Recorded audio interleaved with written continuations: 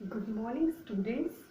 आज हम लोग जो हमारी दूसरी पाठ्य पुस्तक है यानी वितान, इस वितान का हमारा जो पहला लेसन है मनोहर श्याम जोशी जी द्वारा रचित सिल्वर वेडिंग, इस पाठ का हम लोग एक बार जो है सारांश के रूप, स्टोरी आप लोगों ने पढ़ रखी है, एक बार सारांश के रूप में हम लोग इसका रिवीजन करेंगे। तो आइए हम देखते हैं। ये जो सिल्वर वेडिंग है, इसके लेखक का नाम, जो जिन्होंने रचना की उस लेखक का नाम जो है मनोहर श्याम जोशी। यह सिल्वर वेडिंग जो एक कहानी है, ये दो पीढ़ियों की कहानी, दो पीढ़ियां मतलब दो पीढ़ियों के अंतराल की कहानी है।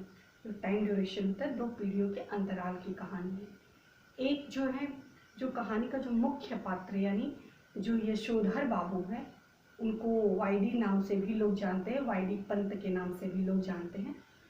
तो वो यशोधर बाबू जो है, वो एक जो सरकारी दफ्तर है, उस सरकारी दफ्तर में वो सेक्शन ऑफिसर के रूप में कार्यरत है। और उनका जीवन जो है थोड़ा सा संघर्ष में रहा है। और हाई स्कूल पास करके वो दिल्ली में आए थे, और दिल्ली में आकर के उन्होंने सरकारी नौकरी के लिए प्रयास किया। प्रयास करने के बाद उनको सरकारी नौकरी प्राप्त हुई। तो आज के समय में वह सेक्शन ऑफिसर के रूप में कार्यरत है।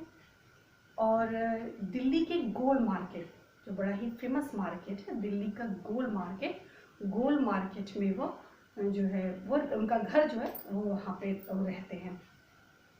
इसके साथ ही जो है उनकी जो स्वभावगत विशेषता है, वो उनकी विशेषता वो पुरातन विचारधारा की यानी रूढ़िपंथी विचारधारा के पक्षधर है। वो पुरानी जो संस्कृतियां हैं, बड़ों का सम्मान करना, जो पुराने जो नैतिक मूल्य हैं, उन नैतिक मूल्यों को पूरी तरह से आत्मसात किए हुए हैं। किसी भी रूप में उन मूल्यों को, उन संस्कृतियों को वो छोड़ने वाले नहीं हैं। तो एक पक्ष जो है वो वाईडी पंत का है यानी यशोधर बाबू का है। एक जो दूसरा मत है, वो दूसरा मत जो है उनके परिवार वाले और अन्य समाज के लोगों का है। जो अन्य समाज के लोग हैं वो नई पीढ़ी को सपोर्ट करते हैं, समय के अनुसार जो है अपने में बदलाव ला देते हैं। लेकिन यशोधर बाबू क्या है, वो समय के अनुसार अपने में किसी प्रकार का परिवर्तन जो है वो नहीं चाहते। किसी प्रकार का परिवर्तन करने के ना तो वो इच्छुक हैं और ना वो किसी प्रकार का परिवर्तन करते हैं। भले ही उनके लिए, उनके इस परिवर्तन ना करने के कारण लोग उनका उपहास उड़ाते हो, लोग उनके पीठ पीछे तरह तरह की बातें करते, लेकिन फिर भी वो अपने में किसी प्रकार का परिवर्तन करने को तैयार नहीं है। अब हम देखेंगे कि यशोधर बाबू के परिवार में कौन कौन से हैं। तो यशोधर बाबू के परिवार में उनकी एक धर्म पत्नी जी हैं। वो धर्मपत्नी बड़ी ही संस्कारी हैं, शालीन हैं, लेकिन वो जो है वो नई पीढ़ी के अनुसार अपने में परिवर्तन ले आई हैं। वो आधुनिक महिला हैं, मॉडर्न महिला हैं। वो पूरा ये जो तो उनकी यशोधर बाबू के ही समकक्ष है, लेकिन वो नई पीढ़ियों के चाल ढाल, पहनावा इत्यादि को उन्होंने अपने जीवन में शामिल कर लिया है। लेकिन यशोधर बाबू को ये कतई जो है वो अच्छा नहीं लगता। उनका यह परिवर्तन, उनका रूप परिवर्तन, इस प्रकार वो बच्चों के साथ हाँ में हाँ मिलाना, उनका पहनावा, ये सब देख करके यशोधर बाबू को कहीं ना कहीं जो है ये समहाउ इम्प्रॉपर लगता है। आप देखेंगे इस कहानी में कई जगह दो जुमले बहुत ही प्रयुक्त, बड़े ही फेमस है, जो प्रयुक्त किए गए हैं। और इस पे प्रश्न भी पूछे जाते हैं कि समहाउ इम्प्रॉपर का क्या अर्थ है और किन किन परिप्रेक्ष्य में इन जुमलों का प्रयोग किया गया है। तो एक तो पहला जुमला है समहाउ इम्प्रॉपर, और दूसरा जुमला है जो हुआ होगा। तो अभी हम बात कर रहे हैं कि उनके परिवार में कितने सदस्य हैं। तो उनके परिवार में एक तो पहले उनकी धर्मपत्नी हो गई, जो आधुनिक विचारधारा उनकी महिला है। वो जो है अपने बच्चों के हिसाब से अपने आप को एडजस्ट कर लिए यानी ढाल ली है। लेकिन उनको यशोधर बाबू को तनिक भी शोभा नहीं देता, तो उनको चढ़ाते हैं, तरह तरह के नाम दे करके उनको चढ़ाते हैं कि मेरी पत्नी क्या है, शनायल बुढ़िया है, यह क्या है, शनायल बुढ़िया है। और तरह तरह की बात, चटाई का लहंगा, बूढ़ी बूढ़ी मुँह से लोग करे तमाशे, तरह तरह की बातों से तरह तरह का मजाक करके चढ़ाते रहते हैं। उसके साथ उनके बाद उनके जो है 3 बेटे हैं और एक जो है उनकी बेटी है। पहला बेटा जो भूषण, जिनका पूरी कहानी में कई बार जिक्र आया है, पहला बेटा जो भूषण है वह एक विज्ञापन कंपनी में काम करता है। उसको जो है प्रति माह के रूप में 15,000 रुपये तनख्वाह के रूप में मिलता है। और जो दूसरा बेटा है वो IAS की प्रिपरेशन कर रहा है। और जो तीसरा बेटा है यशोधर बाबू का, वह छात्रवृत्ति यानी स्कॉलरशिप पे वो अमेरिका जाकर के अध्ययनरत है। और जो उनकी बेटी है, 3 बेटे और 1 बेटी, जो बेटी है वो अध्ययन कर रही है और उसकी भी मंशा है, उसकी भी ख्वाहिश है कि वह जाके अमेरिका में अध्ययन करे। अपने बेटों परिवार पर जो है यशोधर बाबू को बहुत ही घमंड नहीं, उन्हें अच्छा लगता है कि मेरे बच्चे जो है काबिल हैं, योग्य हैं, लेकिन कहीं ना कहीं उनका व्यवहार उनके मन को ठेस पहुंचाता है। जिस तरह से वो पिता से बात करते हैं, जिस तरह का उनका बर्ताव है, कहीं ना कहीं यशोधर बाबू को ये सारी चीजें समहाउ इम्प्रॉपर लगती हैं। ये इस कहानी में यशोधर बाबू का जो जीवन है, एक व्यक्ति के, समझ लीजिए एक व्यक्ति की पूरी रूप से प्रतिछाया है। उनका नाम है किशनदा। किशनदा जब यशोधर बाबू जब यहाँ आए थे, यानी जब दिल्ली मैट्रिक की परीक्षा उत्तीर्ण करके जब दिल्ली वो आते हैं, तो सबसे पहले उनको नौकरी नहीं मिलती है। तो पहला व्यक्ति था यानी किशनदा ने ही उनको रहने का स्थान जो है उपलब्ध कराया था। इसके साथ साथ जब तक उनको नौकरी नहीं मिली तब तक अपने घर में उन्होंने मिस जो है रसोइया के रूप में यशोधर बाबू को नियुक्त किया था। और उसकी सबसे महत्वपूर्ण बात ये कि उस समय उनके पास पैसा नहीं था, तो 50 रुपये यशोधर बाबू को किशनदा ने एडवांस में दिए थे। तो किशनदा को जो है किशनदा ने यशोधर बाबू को जो है पूरी तरह से, किस तरह से सरकारी जीवन में किस तरह से उनकी नौकरी में जो है सहायता प्रदान की और किस प्रकार सरकारी नौकरी में एडजस्ट किया जाता है, अपने आप को किस तरह से रखा जाता है, ये सारी चीज़ें जो है वो किशनदा से यशोधर बाबू ने सीखी। या हम इस प्रकार कह सकते हैं कि पूरी तरह से जो मार्गदर्शन का काम था वो यशोधर बाबू का जो है किशनदा ने किया था। तो किशनदा तो आज मर चुके हैं, किशनदा हमारे बीच में नहीं है, लेकिन उनकी जो यशोधर बाबू की पूरी प्रतिछाया, किशनदा की पूरी प्रतिछाया जो है वो यशोधर बाबू हैं। उनकी हूबहू नकल करते हैं। यशोधर बाबू जो है किशनदा की हूबहू नकल करते हैं। जैसे उनकी रूढ़िवादी विचारधारा, जैसे वो सीमित संसाधनों में जीवन जो है मदद करना और लोगों को किस प्रकार जब आए थे यशोधर बाबू तो किस प्रकार किशनदा ने उनकी मदद की थी, तो इसी प्रकार वो भी चाहते हैं कि वो भी दूसरे की सहायता करना चाहते हैं, दूसरे के लिए हर संभव प्रयत्न करना चाहते हैं। उनकी सीमित संसाधनों में जो जीवन यापन करना, फिजूल की खर्ची नहीं करना, अननेसेसरी जो है ऑफिस में, सरकारी कार्यालय जो दफ्तर है उस दफ्तर में या आसपास जो अननेसेसरी गॉसिप करना, ये सब चीज़ें जो है कहीं ना कहीं जो है यशोधर बाबू को अच्छी नहीं लगती और वो जो है वो कहते हैं ये सारी चीज़ें क्या है समहाउ इम्प्रॉपर लगती। तो ये तो है जो है प्रमुख पात्र के रूप में हमने जाना कि एक यशोधर बाबू रहते हैं, उनकी एक पत्नी है, उनके 3 बेटे और 1 बेटियां हैं, 4 लोग हो गए। और उसके साथ जो है 4 बेटे, उसके साथ एक जो महत्वपूर्ण पात्र है वो है किशनदा। किशनदा के जीवन से यशोधर बाबू का जीवन पूर्ण रूप से जो है प्रभावित है। इसके बाद कहानी प्रारंभ कहाँ से होती है? कहानी प्रारंभ होती है कि एक दफ्तर का पूरा जो है सीन बना हुआ है। दफ्तर में 5:25 के करीब हो रहे हैं, यानी 5:30 बजने वाले हैं। तो यशोधर बाबू अपनी घड़ी से, जो उनके पास घड़ी है, उस घड़ी में देखते हैं, उस घड़ी में उनको लगता है कि अरे ये तो 5:30 बजा हुआ है। तो वो अपना तैयार होकर के कुर्सी से उठते हैं और घर जाने के लिए तैयार जाने लगते हैं। लेकिन जो है तब तक एक चड्ढा जो उन्हीं के दफ्तर में उन्हीं के साथ काम करते हैं, चड्ढा जो है वो उनको मजाक करते हुए कहते हैं कि घड़ी का उपहास उड़ाते हुए कहते हैं कि अरे वाईडी साहब, अरे अब तो अपनी जो ये चुनेदानी यानी जो घड़ी, अब तो इस चुनेदानी को चेंज कर लीजिए। और कमेंट करते हुए, कटाक्ष करते हुए, अब तो आपका बेटा भी कमाता है, अब तो आपके पास बहुत सारे पैसे, तो आप चाहिए तो आप जो है चेंज कर सकते हैं। तो यशोधर बाबू को ये सारी बातें जो अच्छी नहीं लगती, कहीं ना कहीं ये सारी बातें चुभती हैं। और वो मजाक करते हुए कहते कि अब तो आपको डिजिटल वॉच ले लेनी चाहिए, ये वॉच अच्छी नहीं, अभी आपको डिजिटल वॉच ले लेनी चाहिए। तो यशोधर बाबू को अपना किस्सा याद आ जाता है, तो ये कहते हैं यह मेरी घड़ी तो है बहुत अप टू डेट है, एकदम आज भी समय वही बताती है, और यह घड़ी जो मुझे जब मेरी शादी हुई थी उस समय में दी हुई थी। तो ऐसे उपहास का माहौल मजाक का एक हेल्दी माहौल चल रहा होता है। उसी समय किसी ने पूछ दिया कि आपकी शादी कब हुई थी, तो पूरा जो जिक्र वाक्य है उनके सामने स्मरण हुआ है, तो उन्होंने दिन बताया इस सन को मेरी जो है शादी हुई थी।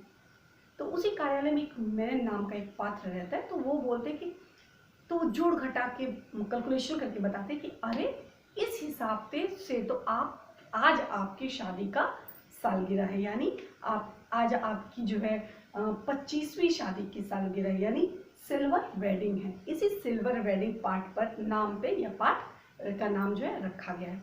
तो सिल्वर वेडिंग तो जब सब लोग जानते हैं कि आज तो इनकी शादी की सालगिरह है, तो सभी लोग पार्टी की मांग करते हैं। जितने भी वहाँ सरकारी दफ्तर में कार्यालय में दफ्तर में लोग कार्य कर रहे होते हैं, सब लोग कहते हैं कि जरूर हमको यशोधर बाबू कुछ पार्टी दीजिए। तो यशोधर बाबू जो रहते थोड़े से कंजूस कृपण है, जो है उनका व्यक्तित्व तो थोड़ा कृपणता से है। तो फिर वो क्या करते हैं कि पहले तो तैयार नहीं होते कि नहीं ये सारी चीज़ें रीति रिवाज इस तरह फंक्शन एंजॉय करना मुझे अच्छा नहीं लगता, समहाउ इम्प्रॉपर लगता है, मुझे ये सब चीज़ें अच्छी नहीं लगती। लेकिन लोगों के बार बार इंसिस्ट करने पे वो तैयार हो जाते, कहते ठीक है ये लीजिए। वो पैसा धीरे धीरे करके 30 रुपये देते हैं और कहते आप लोग चाय पार्टी कर लीजिएगा। और उसके बाद जो है उस चाय पार्टी में स्वतः शामिल नहीं होते। तो इस प्रकार करके वो दफ्तर से निकलते हैं। तो उनका डेली का रूटीन रहता है 5:30 बजे के बीच में वो ऑफिस छोड़ते हैं और घर पहुंचते पहुंचते उनको 8 बज जाता है। ये लंबा समय वो कहाँ बिताते हैं? ये लंबे समय में वो पैदल यात्रा करते हैं। सबसे पहले बिरला मंदिर जाते हैं और बिरला मंदिर जाकर के वहाँ पे प्रवचन सुनते हैं कुछ समय के लिए, और प्रवचन सुनने के बाद वो जा कर के एक सब्जी का पहाड़गंज करके स्थान का नाम है, वहाँ पे सब्जी लेकर के घर पहुँचते हैं। इतना लंबा समय कहीं ना कहीं वो चिंतन मनन करते रहते हैं कि जो है मेरा परिवार जो है कहीं ना कहीं उनके व्यवहार से या समाज के व्यवहार से कहीं ना कहीं वो दुखी रहते हैं। तो वो अपने आप को उस नई पीढ़ी के लोगों के साथ अपने आप को समायोजित नहीं कर पाते, इसलिए उनको ये सारी चीज़ें अच्छी नहीं लगती। तो आज का भी दिन उन्होंने, भले यद्यपि सालगिरह थी लेकिन फिर भी आज का दिन भी उसी रूटीन से उन्होंने अपने रूटीन जो है फॉलो किया। मतलब मंदिर गए, मंदिर में प्रवचन सुन करके सब्जी लेकर के वो घर जाते हैं।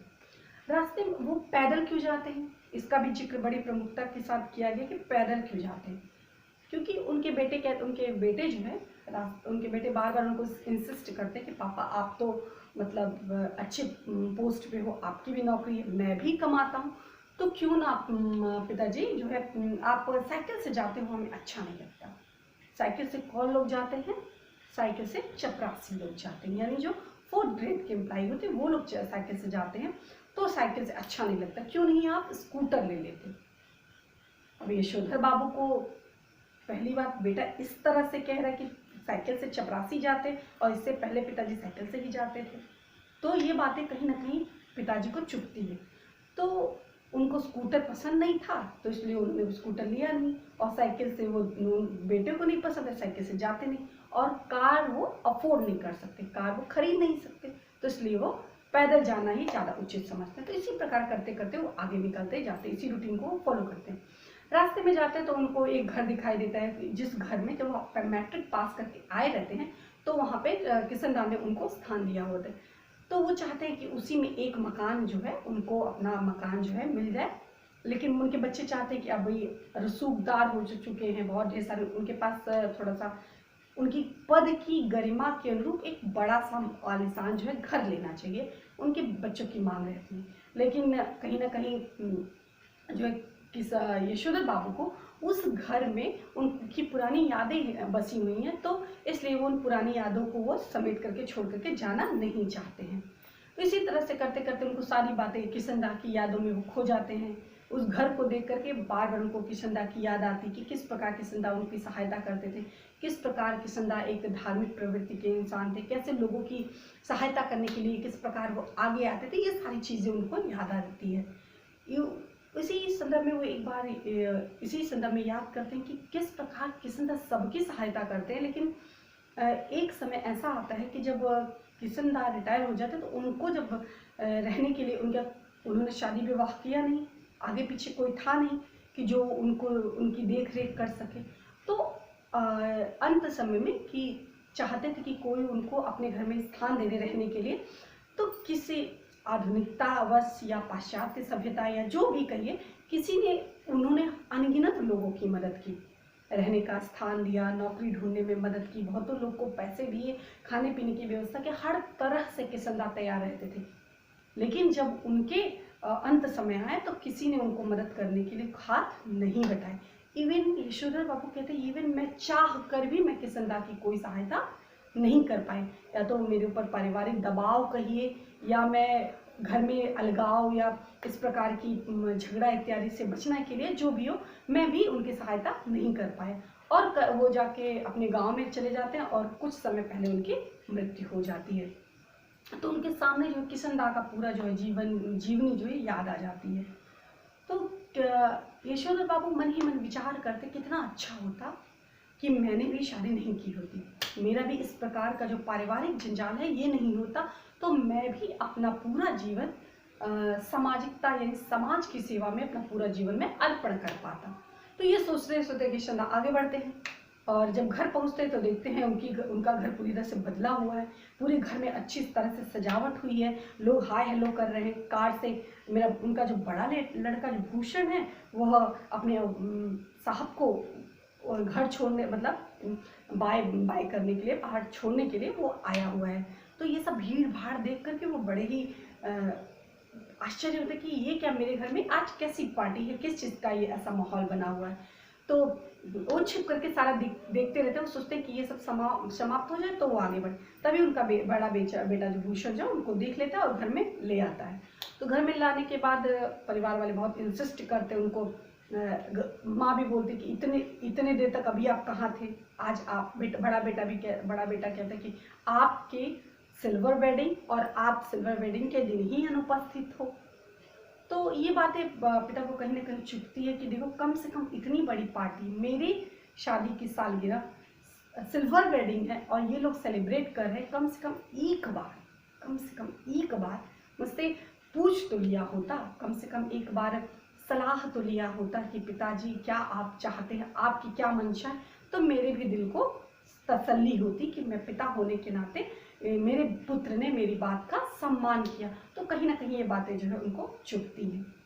फिर बहुत इंसिस्ट करने के बाद वो केक काटते तो हैं, लेकिन केक जो है वो स्वतः खाते नहीं, बहाना बना के टाल जाते, कहते एक तो पहले इसमें अंडा पड़ा हुआ है, मैं अंडे का सेवन नहीं करता, और दूसरी बात कि यह मैंने अभी संध्या नहीं की, यानी पूजन का समय नहीं किया है, पूजन वंदन नहीं किया है, इसलिए मैं केक को हाथ नहीं लगा सकता। तो इस प्रकार वो करके वो अंदर चले जाते हैं और सारे परिवार के लोग जो पार्टी एंजॉय करते हैं। फिर वो घर में जाकर के पूजा संध्या इत्यादि प्रारंभ करते हैं। पूजा करने में काफ़ी समय लगाते हैं, जानबूझ करके समय लगाते हैं कि उनका मन था कि ये भीड़ भाड़ का जो माहौल है, परिवार के जो और सारे लोग जो रिश्तेदार हैं या और जो पार्टी और जो परिवार के या ऑफिस के जो लोग हैं धीरे धीरे करके चले जाए, तब वो बाहर निकल के आए। तो इस प्रकार कहीं ना कहीं उनको ये सारी चीज़ें कहीं ना कहीं अच्छी नहीं लगती। तो वो संध्या पूजा कर रहे होते तो उनको उसी समय किशनदा की याद आ जाती, पूरी जीवनी उनको एक बार पुनः जो उनके मानस पटल पे सारे जीवनी जो है अंकित हो जाती है। फिर कैसे कैसे करके जो है सारे लोग चले जाते हैं। फिर शाम फिर जो है परिवार के लोग बसते हैं और क्या कहते हैं, इनका यशोधर बाबू जो है वो बसते हैं। तो यशोधर बाबू आपस में बात हो रही थी, परिवार के जो बड़ा बेटा रहता है उनको ला करके जो है देता है, एक गाउन देता है, गिफ्ट के रूप में एक गाउन देता है, बड़ा ही खूबसूरत गाउन। और तारीफ करते कहते कि पिताजी मैं आपके लिए एक गाउन लाया हूँ और इसी गाउन को पहन करके आप सुबह दूध लेने जाया करिएगा। क्योंकि आपका जो पहला ये सब जो कपड़े पहनते हैं वो उतने अच्छे नहीं, ये वाले मैं आपको गिफ्ट के लिए लाया हूँ, उपहार स्वरूप लाया, आप इसको पहन के जाएंगे तो और अच्छे लगेंगे। पिताजी को ये बात कहीं ना कहीं खटकती है और समहाउ इम्प्रॉपर लगती है। पिताजी कहते काश मेरा बेटा मुझसे एक बार ये कह देता कि पिताजी अब आपकी अवस्था नहीं रही, आपके बदले मैं जाऊंगा, मैं जाकर के दूध इत्यादि लेकर के आऊँगा, अब घर में आप आराम करिए, आपकी आराम करने की अवस्था है। तो पिताजी को आराम ना, ये बात ना कह करके जब बेटा खुद ही कह रहा है कि पिताजी ये कपड़े पहन के आप ही दूध लेने जाया करिएगा, तो ये बात जो है कहीं ना कहीं जो यशोधर बाबू को खटकती है कि कैसी पीढ़ी है, ना संस्कार है, ना रीति है, ना रिवाज है, ना बड़ों का कोई सम्मान है, ना कोई नैतिक कोई अपने कुछ आचरण है, ना कोई मूल्य है। इन सभी चीज़ों की पाश्चात्य सभ्यता में क्या है, तिलांजलि दी जा रही है, कोई भी इसको महत्व नहीं दे रहा है।